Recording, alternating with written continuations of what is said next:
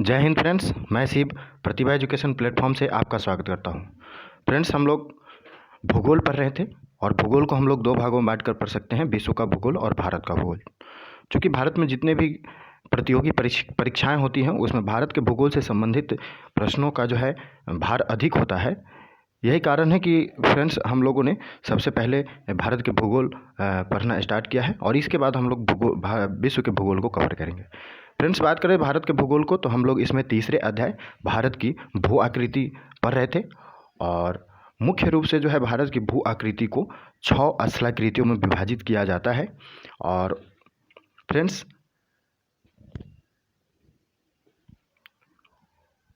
एक उत्तरी पर्वत या इसको उत्तरी हिमालय वाले भाग को कह सकते हैं, दूसरा जो है उत्तरी मैदान आती है, तीसरे प्रायद्वीपीय पठार की बात आती है, वहीं चौथे की बात करें तो रेगिस्तान की बात आती है, पांचवें तटीय मैदान की बात आती है और छठे जो है द्वीप समूह के बात आती है। अलग अलग पिछले सेशन के माध्यम से फ्रेंड्स हम लोगों ने उत्तरी पर्वत को कवर कर लिया है, उत्तरी मैदान को भी मैप के माध्यम से पढ़ लिया है, प्रायद्वीपीय पठार को भी पढ़ लिया है और रेगिस्तान को भी पढ़ लिया है। इस सेशन में फ्रेंड्स हम तटीय मैदान के बारे में पढ़ेंगे और उसके बाद द्वीप समूह के बारे में जानने का प्रयास करेंगे। तो चलिए फ्रेंड्स, बिना समय गए शुरू करते हैं आज का ये सेशन। तो फ्रेंड्स, बात करें प्रायद्वीपीय पठार की तो पिछले जो कुछ सेशन थे उसमें प्रायद्वीपीय पठार के कुछ भाग बच गए थे। फ्रेंड्स, बात करें तो इसमें जो है हम लोगों ने अरावली श्रेणी को पढ़ लिया था, यहाँ पर मेवाड़ का पठार है इसको भी पढ़ लिया था। उसके बाद बात करें फ्रेंड्स तो मालवा के पठार को भी पढ़ लिया था और यहाँ पर आप देख पा रहे हैं मैप में ये मालवा का पठार है। फिर बात करें बुंदेलखंड के पठार की तो ये भी हम लोगों ने कर लिया था। और उसके बाद विंध्यन श्रेणी जो है जो यहाँ पर पड़ती है इस श्रेणी को भी हमने पढ़ लिया था और सतपुरा श्रेणी को भी हम लोगों ने पढ़ लिया था। तो फ्रेंड्स, आज जो है इस वीडियो के माध्यम से हम पूर्वी पठार को कवर करने का प्रयास करेंगे और इस पूर्वी पठार में जो है फ्रेंड्स छोटा नागपुर का पठार आप देख सकते हैं, हम लोग पूर्वी पठार को कवर करने का प्रयास करेंगे जिसमें छोटा नागपुर का पठार। उसके बाद बात करें फ्रेंड्स तो छत्तीसगढ़ का जो है छत्तीसगढ़ बेसिन यानी कि छत्तीसगढ़ बेसिन की बात करें तो ये वाला क्षेत्र, और उसके बाद बात करें तो एक जो है ये आप यहाँ पे देख कर पा रहे हैं दंडकारण्य क्षेत्र। तो इन पठारों को जो है हम लोग पूर्वी पठार में कवर करने का प्रयास करेंगे। फ्रेंड्स, बात करें ईस्टर्न प्लेटू की तो आप इसके अंतर्गत समझ ही गए कि छोटा नागपुर का पठार, उसके बाद छत्तीसगढ़ बेसिन यानी कि छत्तीसगढ़ बेसिन कहने का मतलब महानदी जो है उसकी बेसिन और दंडकारण्य क्षेत्र इसमें जो है शामिल होते हैं। फ्रेंड्स, अब स्पेशली बात करते हैं छोटा नागपुर पठार की। तो आप यहाँ देख पा रहे हैं मैप में ये छोटा नागपुर का पठार है। छोटा नागपुर पठार के विस्तार की बात करें तो यह जो है विस्तृत रूप से झारखंड में है और इसके अलावा जो है यह दक्षिणी बिहार आप यहाँ देख सकते हैं, ये दक्षिणी बिहार का हिस्सा है यानी बिहार का जो है दक्षिणी हिस्सा, उत्तरी छत्तीसगढ़ यानी कि इधर से जो है उत्तर छत्तीसगढ़ के उत्तर साइड में पड़ेगा।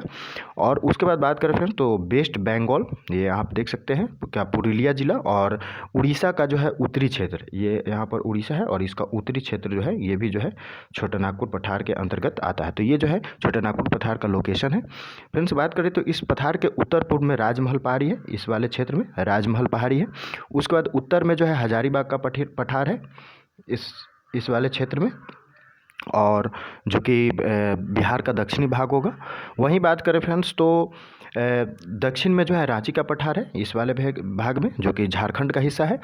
इन तीनों संरचनाओं को जो है संयुक्त रूप से छोटा नागपुर के पठार में जो है शामिल किया जाता है।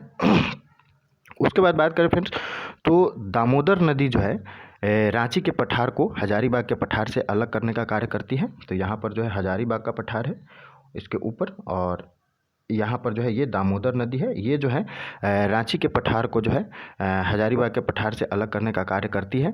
और यह जो है छोटा नागपुर पठार की सबसे बड़ी नदी है। कौन सी नदी? तो दामोदर नदी। तो आप इसे भी समझ सकते हैं। उसके बाद बात करें फ्रेंड्स तो हजारीबाग पठार की चोटी पारसनाथ हिल जो है छोटा नागपुर पठार की सबसे ऊंची चोटी है। यहाँ पर जो है पारसनाथ है की चोटी जो है ये इस पठार की यानी कि छोटा नागपुर पठार की बात करें तो इसकी जो है सबसे ऊंची चोटी है। इसे आप ध्यान रख सकते हैं परीक्षाओं के लिहाज से। और उसके साथ साथ ये भी ध्यान रखना जरूरी है कि ये जो है जैन मुनियों से जो है संबंध रखता है, जुड़ा हुआ है, जैन का जो है प्रसिद्ध तीर्थस्थल है। रांची पठार से जो है निकलने वाली रांची के पठार जो कि यहाँ पे है, यहाँ से निकलने वाली नदियाँ हैं जिसमें बात करें फ्रेंड्स तो स्वर्ण रेखा नदी जो कि छोटा नागपुर पठार की दूसरी जो है सबसे बड़ी नदी है, और पहली बड़ी नदी की बात करें तो आपने पढ़ा कि दामोदर नदी है। फ्रेंड्स, रांची के समीप जो है इसी नदी पर जो कि क्या कहते हैं, स्वर्ण रेखा नदी, इस पर जो है हुंडरू जलप्रपात है, जो कि परीक्षा के लिहाज से काफ़ी महत्वपूर्ण है। और हुंडरू जलप्रपात जो है, जलप्रपात की बात करें तो हुंडरू जो जलप्रपात है, फॉल जो है, यह राज्य के स्वर्ण रेखा नदी पर है। उसके बाद बात करें फ्रेंड्स तो छोटा नागपुर पठार के क्षेत्र में जो है यह ग्रेनाइट से जो है बना हुआ यहाँ पे आकृतियाँ पाई जाती हैं, तो इसे भी आप ध्यान रख सकते हैं। उसके बाद बात करें फ्रेंड्स तो यह जो ग्रेनाइट से बनी उच्च जो स्थल होती है, स्थलाकृति होती है, इसे पाट भूमि के नाम से जाना जाता है। तो ये जो है प्रीलिम्स के हिसाब से काफ़ी इंपॉर्टेंट है, पाट भूमि के नाम से जाना जाता है। और भूगर्भिक संरचना की दृष्टि से जो है पाट जो क्षेत्र है, यह एक उत्खिट यानी कि ऊबड़ खाबड़ जो है एक भूखंड का उदाहरण है। ये जो फ्रेंड्स हम लोग बात कर रहे थे, ये हम बात कर रहे थे छोटा नागपुर पठार की। चलिए अब बात करते हैं छत्तीसगढ़ बेसिन की। तो फ्रेंड्स छत्तीसगढ़ बेसिन या महानदी बेसिन की बात करें तो ये जो है, ये वाला क्षेत्र जो देख रहे हैं, ये छत्तीसगढ़ बेसिन या महानदी, तो इसका विस्तार जो है मेन रूप से छत्तीसगढ़ और उड़ीसा राज्य में, यहाँ पर आप देख सकते हैं ये छत्तीसगढ़ है और ये जो है उड़ीसा वाला क्षेत्र है। तो इन दोनों राज्यों में जो है इसका विस्तार है। और इसके निर्माण की बात करें तो धंसाव की प्रक्रिया के कारण, यानी कि अवतलन या नीचे की तरफ धंस जाने के कारण जो है इस पठार का निर्माण हुआ है। वहीं छत्तीसगढ़ बेसिन जो है, यह छोटा नागपुर के रांची पठार को दंडकारण्य पठार से अलग करने का कार्य करता है। तो आप यहाँ देख सकते हैं ये दंडकारण्य है और ये छोटा नागपुर पठार है, और यहाँ पर जो है छत्तीसगढ़ बेसिन है, जो कि इससे अलग करने का, जो छोटा नागपुर पठार को दंडकारण्य पठार से अलग करने का कार्य कौन करता है, तो छत्तीसगढ़ बेसिन करता है। उसके बाद बात करें फ्रेंड्स यहाँ पर जो है महानदी तथा उसकी सहायक नदियाँ, और महानदी और उसकी सहायक नदी की बात करें तो शिवनाथ, ये जो है इसकी सहायक नदियाँ है, हसदो।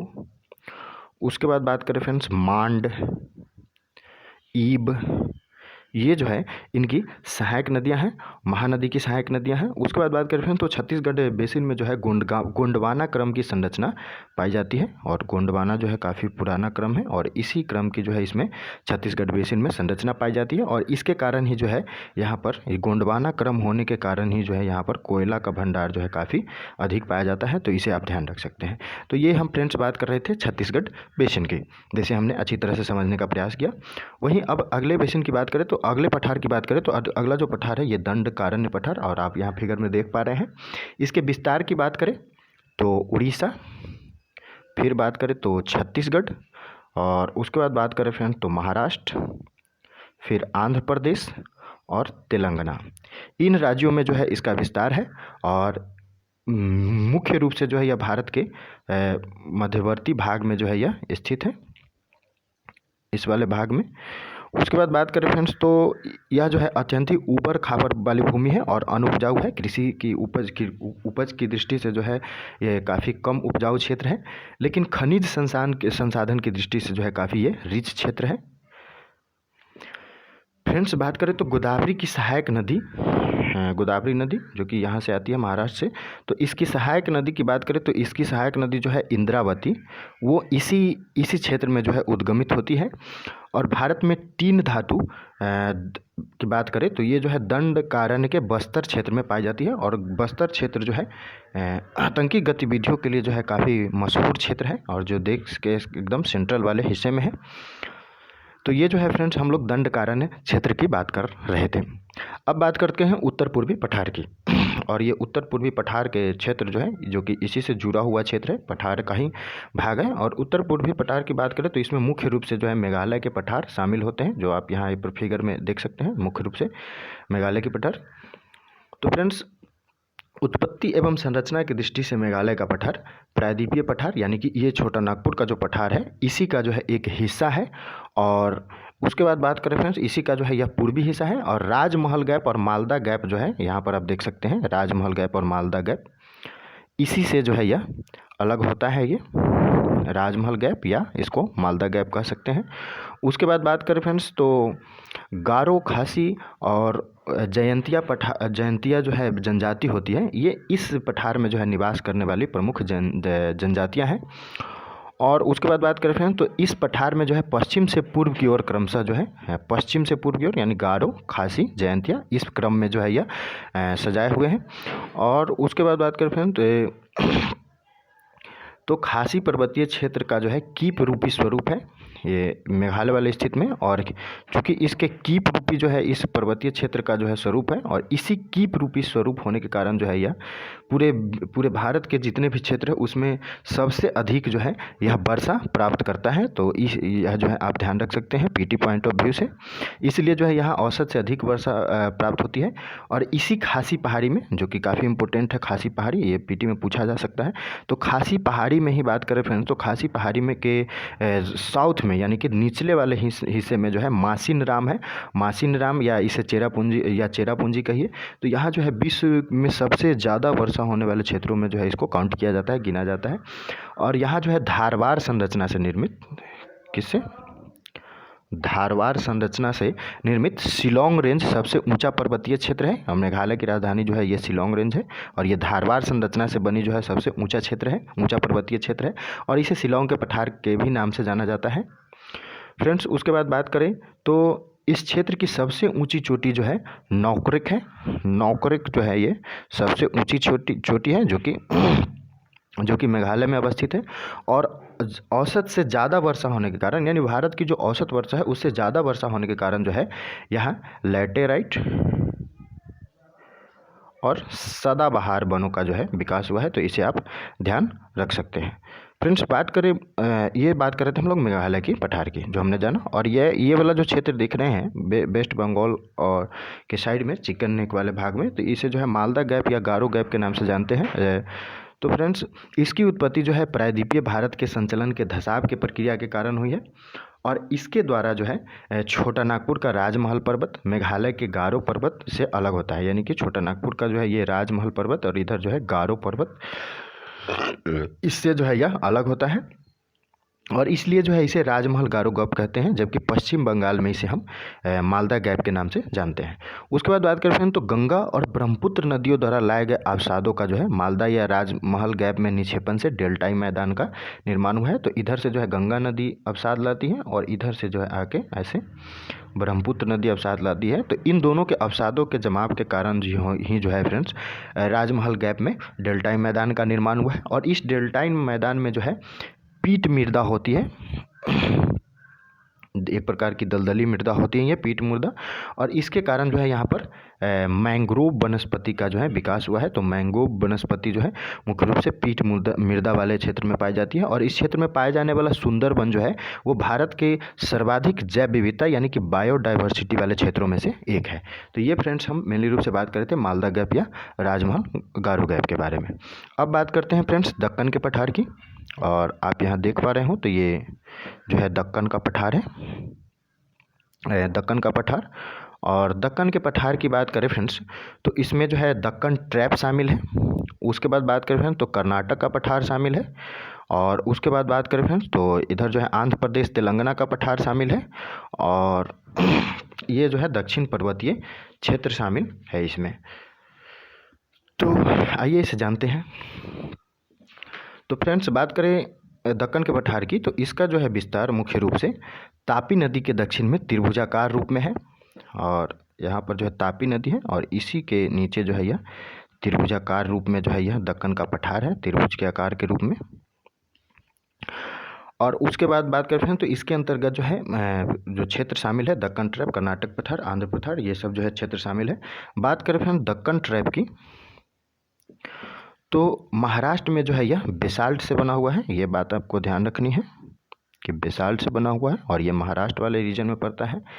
और यही कारण है कि बेसाल्ट से बने होने के कारण ही जो है यह यहाँ पर काली मिट्टी का जो है अधिक विकास हुआ है। और इसलिए जो है इस क्षेत्र में जो है कपास का उत्पादन जो है काफ़ी बृहद पैमाने पर होता है, इसलिए जो है यह काफ़ी महत्वपूर्ण है। इसके विस्तार की बात करें फ्रेंड्स तो इसका विस्तार जो है 16 डिग्री उत्तरी अक्षांश से लेकर उत्तर पूर्व में नागपुर तक है। तो ये नागपुर वाला हिस्सा है, तो 16 डिग्री उत्तरी अक्षांश से लेकर नागपुर तक जो है इसका विस्तार है। उसके बाद बात करें फ्रेंड तो इस पठारी क्षेत्र से जो है गोदावरी नदी जो है अववाहित होती है। और उसके बाद बात करें फ्रेंड तो सतमाला और अजंता, बालाघाट, हरिश्चंद्र, ये सब पहाड़ियाँ, इन सब पहाड़ियों का विस्तार जो है इसी क्षेत्र में है। तो इस प्रकार जो है आप इस दक्कन ट्रैप को समझ सकते हैं। अब बात करते हैं फ्रेंड्स कर्नाटक के पठार की, और यदि आप मैप में देख पा रहे हो तो ये कर्नाटक का पठार है। और कर्नाटक के पठारी क्षेत्र में जो है पश्चिमी घाट से संलग्न पर्वतीय एवं पठारी क्षेत्र को मलनाड कहते हैं। एक इससे जो है पश्चिमी घाट से जो क्षेत्र इसमें संलग्न होते हैं, साथ साथ जुड़े होते हैं, इसे मलनाड के नाम से जानते हैं। बाबा बुदन जो है इस वाले क्षेत्र की सबसे ऊंची पहाड़ी है, बाबा बुदन पहाड़ी, इसे आप ध्यान रख सकते हैं और ये काफ़ी इंपॉर्टेंट है और इसे क्वेश्चन पूछे जाते हैं। और उसके बाद बात करें फिर तो मुल्यानगिरी जो है इसकी सबसे ऊंची चोटी है। ये सबसे प्रमुख पहाड़ी है, जबकि सबसे ऊंची चोटी की बात करें तो मुल्यानगिरी है, और ये कंफ्यूज करा सकती है, इसलिए आप इसे ध्यान रख सकते हैं। जबकि अन्य स्रोतों में जो है बाबा बुदन को बताया गया है, तो यहाँ पर जो है कंट्राडिक्शन है। फ्रेंड्स आगे बात करें तो मलनाड से संलग्न पूर्व में अपेक्षाकृत कम ऊंचे पठारी क्षेत्र को मैदान कहते हैं, और इसी मलनाड वाले क्षेत्र से पूरब में जो है कम ऊंचा क्षेत्र है, और इस क्षेत्र को जो है फ्रेंड्स इस पठारी क्षेत्र को मैदान के नाम से जानते हैं। और जिसमें जो है औसत से अधिक ऊंचे मैदानी क्षेत्र को बेंगलुरु का पठार एवं मैसूरी के पठार के नाम से जानते हैं। तो यहाँ पर आप बेंगलुरु का पठार और मैसूरी के पठार को देख सकते हैं, जो कि इन क्षेत्रों में जो भी माने क्षेत्र हैं उनसे जो है ये पठार जो है बेंगलुरु का पठार और मैसूर का पठार ऊंचा है। और इस कर्नाटक में जो है धारवाड़ संरचना का विकास हुआ है, तो इसे भी आप याद रख सकते हैं कि कर्नाटक में जो है धारवाड़ संरचना का विकास हुआ है। और इसी धारवाड़ संरचना के विकास होने के कारण पठारी क्षेत्र जो है धात्विक खनिज संसाधनों की दृष्टि से ये भी जो है काफ़ी रिच है। उसके बाद बात करें फ्रेंड्स तो यहाँ जो है लौह अयस्क का जो है काफ़ी भंडार है। और उसके बाद बात करें इसके लिए, और इस लौह अयस्क के लिए जो है बाबा बुदन वाला जो पठारी क्षेत्र है ये काफ़ी महत्वपूर्ण है। उसके बाद बात करें तो मैसूर के पठार में ही जो है कावेरी नदी इसी पठार में बहती है, मैसूर वाले पठार वाले क्षेत्र में। और कृष्णा, कावेरी, तुंगभद्रा, शरावती और भीमा ये जो है इन क्षेत्रों की प्रमुख नदियां हैं। कृष्णा, कावेरी, तुंगभद्रा, शरावती और भीमा जो है यहाँ की प्रमुख नदियां हैं। शरावती नदी पर जो है भारत का महत्वपूर्ण जलप्रपात है, जिसे जोग या गरसोपा जलप्रपात या इसे महात्मा गांधी जलप्रपात भी कहते हैं, जो कि किस नदी पे है, शरावती नदी पे, और जो है काफ़ी परीक्षा के लिहाज से महत्वपूर्ण है। इसे जो है जोग जलप्रपात, गरसोपा जलप्रपात या इसे हम महात्मा गांधी जलप्रपात भी कहते हैं, तो कन्फ्यूज नहीं होना है। उसके बाद बात करें फ्रेंड्स तो कुंचिकल जलप्रपात, ये काफ़ी इंपॉर्टेंट है। कुंचिकल जलप्रपात की बात करें तो ये जो है भारत का सबसे ऊंचा जलप्रपात है, और इसलिए हम इसे स्टार लगा देते हैं। ये भारत का सबसे ऊंचा जलप्रपात है, और ये जो है 455 मीटर ऊंचे से जो है फॉल होती है, जो कि कर्नाटक के जो है शिमोगा जिले में है। तो इसे भी आप ध्यान रख सकते हैं, ये परीक्षा के लिहाज से महत्वपूर्ण हो सकते हैं। और उसके बाद बात करते हैं तो ये जो है वराही नदी पर है, वराही नदी पर, ये भी काफ़ी इंपॉर्टेंट है। तो ये जो है बात हम लोग कर रहे थे फ्रेंड्स कर्नाटक के पठार की। अब बात करते हैं आंध्र के पठार की, और ये आंध्र और तेलंगाना के पठार को आप देख सकते हैं। तो आंध्र के पठार के अंतर्गत जो है रायलसीमा का पठार, और उसके बाद तेलंगाना के पठार को शामिल किया जाता है। कृष्णा नदी बेसिन के दक्षिण के पठारी क्षेत्र को, कृष्णा नदी ऐसे बहती है, और इसके दक्षिण के पठारी क्षेत्र को जो है रायलसीमा के पठार के नाम से जाना जाता है। और यहाँ जो है बेलीकोंडा, पालकोंडा और नल्लामला, बेलीकोंडा, पालकोंडा और नल्लामला जो है पहाड़ियों का जो है इस आंध्र के पठार में विस्तार है। उसके बाद बात करें फ्रेंड्स कृष्णा नदी बेसिन के उत्तर में स्थित पठारी क्षेत्र को, यानी कृष्णा नदी के जो उत्तर में पठारी क्षेत्र है ये वाले भाग की बात करें तो ये जो है तेलंगाना के पठार के नाम से जाना जाता है। तेलंगाना के पठार का ऊपरी हिस्सा जो है पठारी है, और दक्षिणी हिस्सा जो है उपजाऊ मैदान है। तो इसे भी आप ध्यान रख सकते हैं कि तेलंगाना में जो पठार स्थित है इसका ऊपरी हिस्सा जो है ये पठारी क्षेत्र है, जबकि दक्षिणी हिस्सा जो है एक उपजाऊ मैदान के रूप में है। और कृष्णा और गोदावरी नदी बेसिन के मध्य जो है कोलोरू झील अवस्थित है, जो एशिया की सबसे बड़ी दलदली भूमि है। तो इसे भी आप ध्यान रख सकते हैं कि गोदावरी और कृष्णा इस नदी के बीच जो है आंध्र प्रदेश में कोलेरू झील अवस्थित है, जो कि एशिया की सबसे बड़ी दलदली भूमि है। तो ये जो है फ्रेंड्स हम लोग बात कर रहे थे आंध्र पठार की। अब हम लोग बात करते हैं दक्षिण के पर्वतीय क्षेत्र की, और ये वाला जो क्षेत्र है ये दक्षिण के पर्वतीय क्षेत्र में आते हैं। दक्षिण पर्वतीय क्षेत्र के अंतर्गत जो है केरल ये वाला भाग है, और तमिलनाडु ये वाला भाग है। इसी के सीमा पर जो है नीलगिरी, अनामलाई, कार्डमम तथा नीलगिरी, अनामलाई, कार्डमम और ये तमिलनाडु भाग में जो है पालनी पहाड़ी स्थित है। इसे क्रम से याद रख सकते हैं, नीलगिरी, अनामलाई, कार्डमम और पालनी पहाड़ी जो कि तमिलनाडु में स्थित है। उसके बाद बात करें फ्रेंड्स तो यह जो नीलगिरी पर्वत है दक्षिण पर्वतीय क्षेत्र में, इसकी सबसे ऊंची चोटी की बात करें तो डोडा बेटा जो है इसकी सबसे ऊंची चोटी है। जबकि माकुर्ती की बात करें तो इसकी जो है माकुर्ती जो है ये दूसरी सबसे ऊंची चोटी है। उसके बाद बात करें फ्रेंड्स तो उडंग मंडलम, जिसे ऊटी के नाम से भी जानते हैं हम, ये ऊटी जो है नीलगिरी में ही अवस्थित है। और अन्नामलाई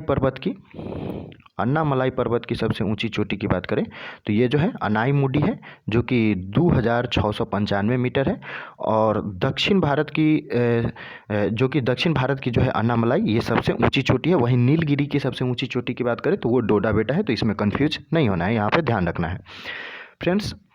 कार्डमम जो है ये प्रायद्वीपीय भारत के दक्षिणतम पर्वतीय क्षेत्र है जो कि केरल में पड़ता है, केरल और तमिलनाडु के कुछ हिस्सों में। तो ये दक्षिण भारत पर्वतीय क्षेत्र है और यहाँ जो है केरल और तमिलनाडु की एकदम सीमा पर स्थित है कार्डमम पहाड़ी, तो इसे भी आप ध्यान रख सकते हैं। उसके बाद बात करें फ्रेंड्स तो नीलगिरी और अन्नामलाई के बीच जो है पालघट दर्रा स्थित है। नीलगिरी और अन्नामलाई ये जो दो पर्वत है इसमें जो है पालघट दर्रा है जो कि पूछा जा सकता है। पालघट दर्रा है, पासेज है, और पासेज के बारे में हमने बताया है कि पासेज क्या होते हैं, जो कि पलक्कड़ को कोयम्बटूर से यह जोड़ने का कार्य करता है। तो फ्रेंड्स यह पलक्कड़ को जो है कोयम्बटूर से जोड़ने का कार्य करता है, जबकि अन्नामलाई और कार्डमम के बीच जो है, और ये पालघट दर्रा था, इसके नीचे दक्षिण वाले भाग में बात करें तो अब अन्नामलाई और कार्डमम पहाड़ी के बीच की बात करें तो इसके बीच जो है सेनकोट दर्रा है, और इसे भी आप ध्यान रख सकते हैं, जो कि तिरुवनंतपुरम को मदुरई से जोड़ने का कार्य करता है। तो ये भी आप ध्यान रख सकते हैं कि तिरुवनंतपुरम को मदुरई से जोड़ने का कार्य जो है सेनकोट दर्रा करता है, जो कि अन्नामलाई और कार्डमम पहाड़ी के बीच स्थित है। प्रसिद्ध पर्यटन स्थल कोडाई कनाल की बात करें तो ये जो है कोडाई कनाल, ये पालनी पहाड़ी जो कि तमिलनाडु में पड़ती है, पालनी पहाड़ी जो कि सबसे दक्षिण पर्वतीय क्षेत्र है, और इसी में जो है कोडाई कनाल स्थित है। फ्रेंड्स कोडाई कनाल जो है यह पुदुचेरी का भाग है। उसके बाद बात करें फ्रेंड्स तो केरल के नीलगिरी पर्वतीय क्षेत्र में स्थित शांत वैली, यानी कि वैली ऑफ साइलेंट, तो शांत वैली की बात करें तो यह जो है सर्वाधिक जैव विविधता यानी कि बायोडाइवर्सिटी वाला क्षेत्र है, तो इसे भी आप ध्यान रख सकते हैं। नीलगिरी आपको दिख रही होगी, और नीलगिरी की बात करें फ्रेंड्स तो ये जो है केरल और तमिलनाडु में इसकी अवस्थिति है नीलगिरी की। वहीं अन्नामलाई पर्वत की बात करें तो यहाँ पर देख पा रहे हैं फिगर में अन्नामलाई, इसका भी जो है विस्तार केरल और तमिलनाडु में है। वहीं कार्डमम पहाड़ी की बात करें तो ये जो है आप देख पा रहे हैं यहाँ पे कार्डमम पहाड़ी है, और कार्डमम पहाड़ी की बात करें फ्रेंड्स तो कार्डमम पहाड़ी ये भी जो है केरल और तमिलनाडु में इसकी अवस्थिति है। उसके बाद बात करें फ्रेंड्स पालनी पहाड़ी की, तो सबसे लास्ट वाले कार्डमम के नीचे जो है यहाँ तमिलनाडु में पालनी पहाड़ी पड़ती है, और इस पालनी पहाड़ी की बात करें तो ये मुख्य रूप से जो है तमिलनाडु में अवस्थित है। फ्रेंड्स आगे बात करें सेवराय पहाड़ी, तो वो भी जो है यहाँ पर देख पा रहे हैं, ये सेवराय जो है ये भी जो है तमिलनाडु में अवस्थित है। वहीं जवादी पहाड़ी की बात करें तो यहाँ पर आप देख पा रहे हैं ये जवादी पहाड़ी है, और जवादी पहाड़ी जो है फ्रेंड्स ये भी जो है तमिलनाडु में अवस्थित है। पालकोंडा की बात करें तो पालकोंडा जो है यहाँ पर पड़ता है, और ये पालकोंडा जो है आंध्र प्रदेश में पड़ता है। पालकोंडा की जो अवस्थिति है वो आंध्र प्रदेश में है।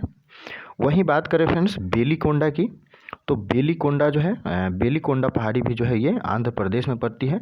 नल्लामलाई पर्वत की बात करें तो यहाँ पर देख रहे हैं अन्नामलाई है, और ये नल्लामलाई पर्वत है। नल्लामलाई पर्वत की अवस्थिति जो है आंध्र प्रदेश और तेलंगाना दो राज्यों में है, तो इसे आप ध्यान रख सकते हैं। अब जो है फ्रेंड्स हम लोगों ने पूरे पठार को कंप्लीट कर लिया है। अब देखते हैं कि पश्चिमी घाट और पूर्वी घाट की जो है क्या अवस्थिति है, यानी उसके फीचर्स क्या है, पश्चिमी घाट और पूर्वी घाट की विशेषता क्या है।